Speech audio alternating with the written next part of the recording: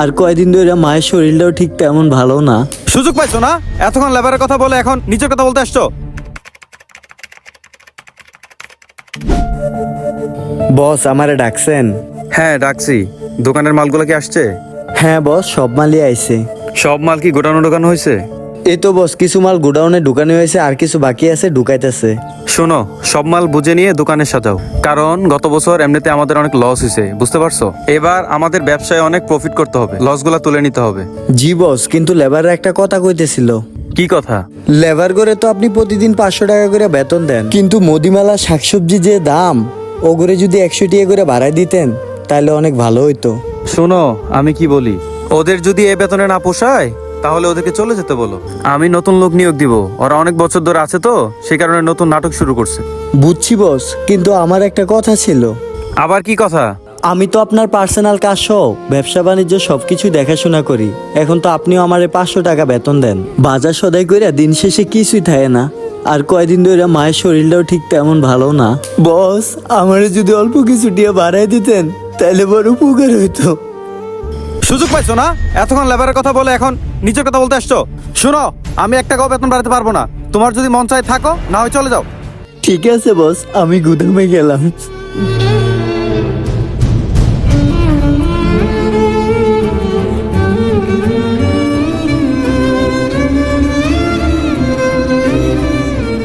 ভাই, আপনি একজন ব্যবসায়িক মানুষ, আপনাকে বললে আপনি বুঝবেন। আপনারও তো কর্মচারী আছে, ওদের একটু কাজের চাপ পড়লে খালি বলে বেতন বাড়াও বেতন বাড়াও। কি একটা নাটক! ভাইয়া, আমি 5 তলা একটা বিল্ডিং করতেছি, রড সিমেন্ট বালুর যে দাম, ওরা তো আর এটা বুঝে না আমার কত খরচ। আপনি এখন যে মালটা নিবেন আগে রেটের থেকে এখন রেটটা একটু বাড়াই দিতে হবে। আমাদের আর কি করা ভাই, আপনারা হলেন ব্যবসার মাথা। আপনারা দাম বাড়ালে খুচরা মাল তো আমাদেরও বেশি দামে বিক্রি করতে হবে। আর ভাই, আপনার কাছে কি সব মাল আছে নাকি আমি চট্টগ্রাম যাব? আরে ভাই, আপনি চট্টগ্রাম কেন যাবেন? আমার এই বাজারে 15টা দোকান আছে, 5টা গোডাউন আছে, সবগুলো মালে ভরপুর, আপনার যা লাগে নিতে পারবেন।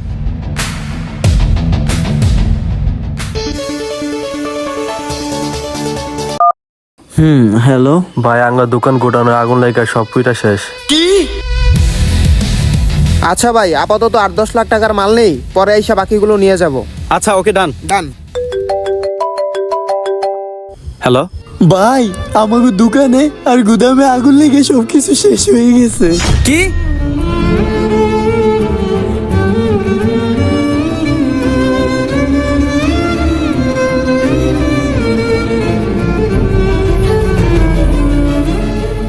আমার সব শেষ হয়ে গেল রে ভাই। বস, আমরা দোকান গুদাম কিছুই বাঁচাইতে পারিনি। গতকালকেও আমার 15টা দোকান ছিল, মালে ভরপুর, আর আজকে আমার কিছুই নাই। হে আল্লাহ, আমি কি দোষ করেছিলাম যে আমার এত বড় শাস্তি দিলা তুমি? বস, আপনার জানা মতে আপনি কোনো ভুল করেননি, কিন্তু নিজের অজান্তে এর থেকে আরো বড় ভুল করেছেন আপনি। কি বলতে চাও তুমি? Hey everyone, this is Jihad from Global X Marketing Section. আপনি কি কোনো বিজনেস নিয়ে ভাবছেন, যে বিজনেসটি করে আপনি আপনার সফলতা কিংবা আপনার লক্ষ্যে পৌঁছাতে চান? তাহলে দেখুন, বিজনেস শুরু করার জন্য যে রিস্ক এবং চ্যালেঞ্জ রয়েছে, সেগুলোর কারণে কিন্তু আপনি সাহস করছেন না। তো সেই জায়গাটাতে আপনাকে আপনার পাশে থেকে সর্বোচ্চ সাপোর্ট দিয়ে যাবে global X B2B and B2C marketplace. So let's begin. আপনি প্রতি বছর আমাদেরকে দিয়ে লাখ লাখ টাকা কামাইছেন, দোকান বাড়াইছেন, ঘর তুলছেন, গাড়ি কিনছেন, কিন্তু কখনো আপনি কর্মচারীদের দিকে তাকান নাই, গরিব অসহায় মানুষদেরকে সাহায্য করেন নাই। সুযোগ পাইলে মালের দাম বাড়াই দিয়েছেন, গরিব অসহায় মানুষদের কথা কখনো ভাবেন নাই। আপনার এটা বাবার উচিত ছিল। আল্লাহ ছাড় দেন, কিন্তু ছেড়ে দেন না। তুমি কি ভুইলা গেছো? তুমি কার সাথে কথা বলতেছো? ভুলিনি বস, আমি একজন কোটিপতি বিজনেসম্যানের সাথে কথা বলতেছি, যে কাল রাত পর্যন্ত কোটিপতি ছিল, এখন সে কিছু চায় আর কয়লার মালিক। বস, সম্পদ নিয়ে কখনো অহংকার করতে নেই, দেখলেন তো সবকিছু এক নিমেষে শেষ। আচ্ছা, তুমিই বলো, এ বাজারের প্রত্যেকটা ব্যবসায়ী অহংকারী না পাপী? না বস, এক বালতি দুধের ভিতরে 1 ফোঁটা চুনা পড়লেই কিন্তু পুরো দুধ নষ্ট হয়ে যায়। ঠিক তেমনি কিছু অসৎ ব্যবসায়ীদের জন্য সৎ ব্যবসায়ীরা বিপদে পড়ে গেছে, কারণ তারা ছিলেন প্রতিবেশী ব্যবসায়ী। ভালো থাকবেন বস, আল্লাহ হাফেজ।